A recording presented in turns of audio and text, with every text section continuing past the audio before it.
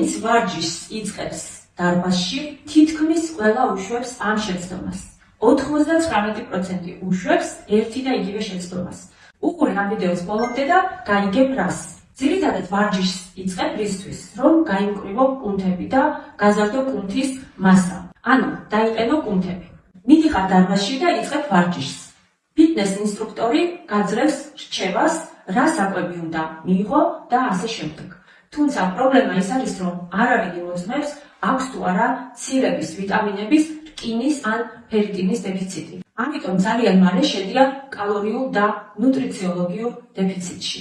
და იმის მაგივრად, რომ კუნთი გაიზარდოს მასაში, პირიქით ხდება კუნთების ეგრეთ წოდებული დაცვა და მათი მასის შემცირება. ვიტამინების, რკინის და ცირების დეფიციტი კი დატვირთვით ვარჯიშის დროს იზრდება და ადამიანი ძალიან ცუდად გრძნობს თავს. გარდა ამისა, კუნთების სისუსტე იწვევს ხერხემლის სვეტის და სახსრების გადატვირთვას და მათ დაზიანებას. ამიტომ სანამ დაიწყებ დარბაზში ვარჯიშს, სასურველია გაიარო ნუტრიციოლოგთან კონსულტაცია. ონლაინ კონსულტაციის დასაკეთებლად მომწერე პირად შეტყობინებაში. მე ვარ რია გორგილაძე, ექიმი, ნუტრიციოლოგი, ფიზიოთერაპევტი, დაგეხმარებით დაიწყო ვარჯიში და გაიმჯობესა ჯანმრთელობა რისკების გარეშე.